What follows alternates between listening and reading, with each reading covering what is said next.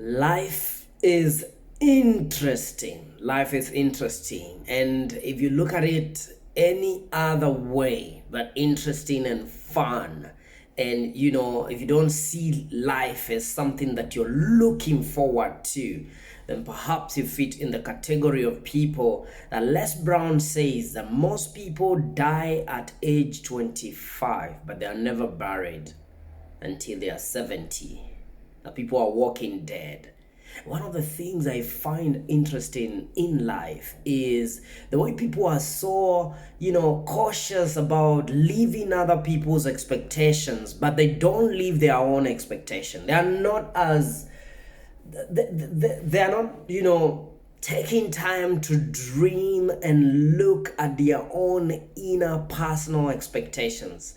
Just asking yourself, what expectations, what do I expect of me? Okay. And when you live your life listening to other people, wondering what other people are thinking, living on your mother's expectations, your parents' expectations, your spouse's expectations, you never live. You got to know, no matter who you are, this life must be lived, on your terms and your terms only, no one else's terms. And the way we create prisoners, the way we create slaves and prisoners, is by taking their power away. And this world has a way of just taking your power. And I'm sorry, but there are people that don't know what life would be like lived from a place of power. For some people, since you are a small person, all you knew is powerlessness. Your life exists in that space of powerlessness. And then you get to these empty hearted people that are also powerless, and they are looking for power by making someone else even more powerless. And so they're feeding into that negative vibe. If that's your tribe, I'm sorry for you. But really, sorry is not the answer. You got to fight for your power. You got to fight for your space. You have to, no matter what your story is, and I don't really give a damn about your story. I don't. It doesn't matter. Your story doesn't matter if it's not a story of self-love. I don't care. It doesn't. I don't care how much you're in love with your story and how emotionally attached to it you feel. You're wrong.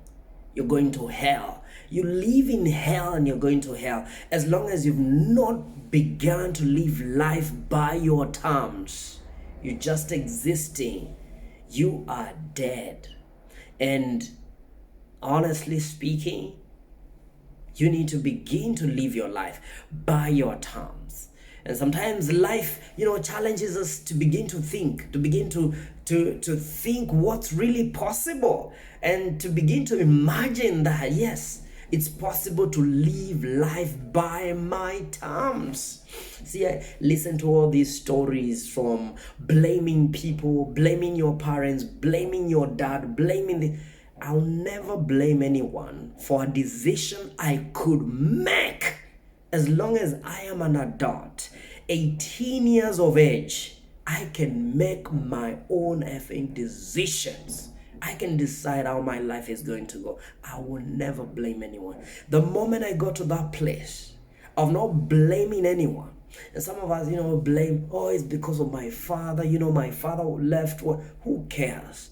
Who cares? It's your responsibility. You're not the cause of the way things are right now. But if you stay there, you're the cause.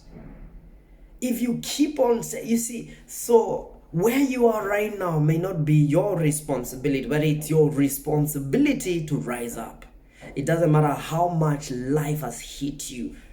You're gonna rise up. Challenge yourself. Rise up. You got whatever muscle life has given you. Use that. Whatever life throws to you, use that. Whatever challenge. What is a challenge? Challenge is a blessing. Oh, I was born without one arm, one leg, one eye. So what? Get up. Dust yourself. Use what life throws your way.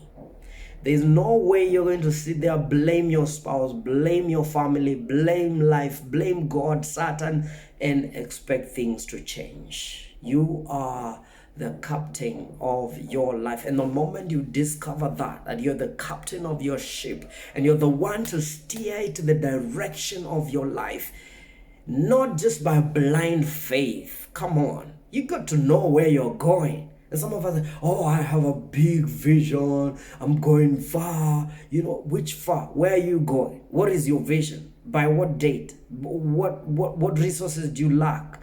Where are you going? Really, you can't, if you can't tell that it's just a dream. When you talk about it, it's just a dream. You got to schedule it. You got to say by this date. You get to say by this day, today, I'm not going to live such a life. Hell no. Hell no. Okay, so Jeff, what do you recommend? Where do you recommend we start? I'll tell you this. We start from the place of realization, awakening, awareness that you alone are enough. You don't need anyone's, pity, mercy, or whatever.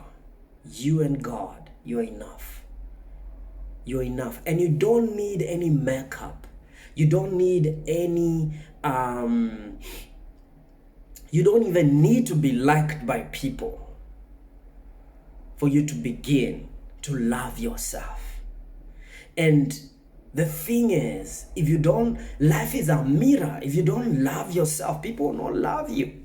You don't even be lovable.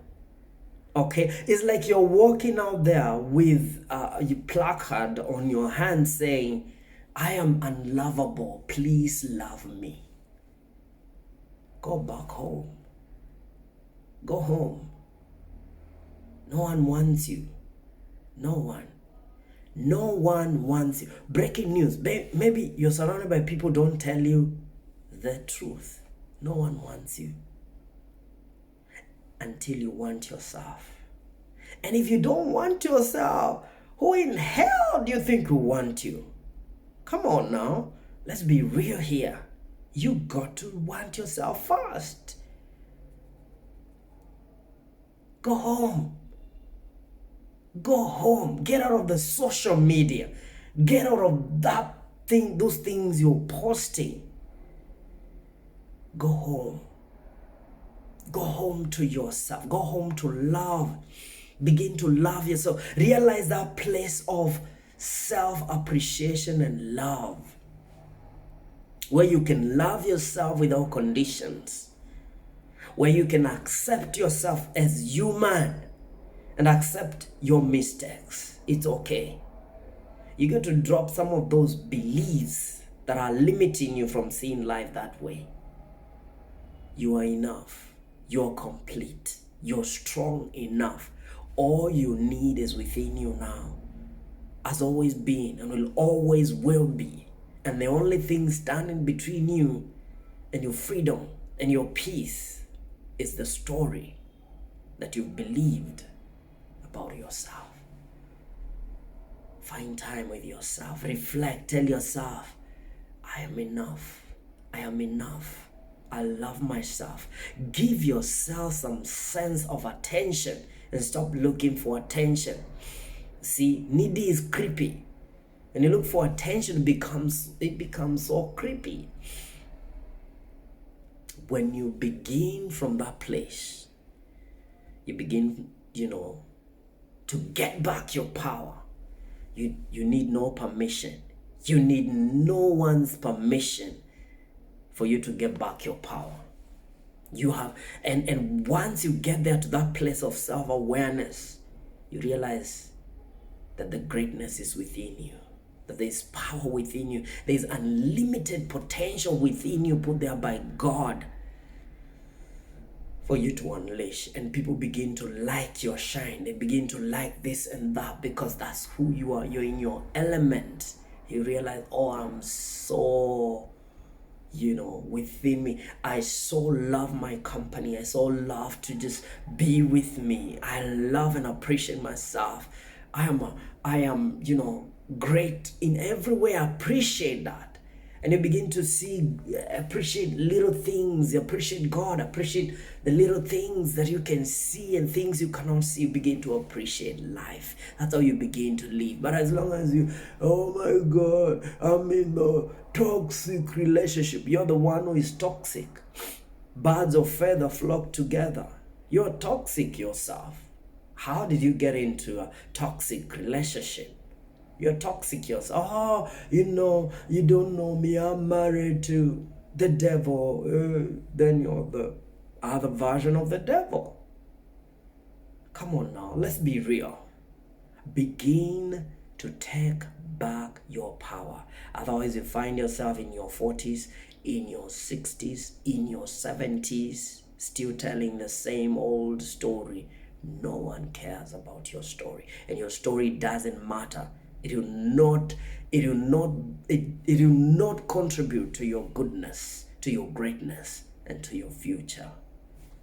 Lots of love from Jeff here, wishing you all the best in this life. Life is short and we live only once. Once is enough if you live it well. Peace. I'm out.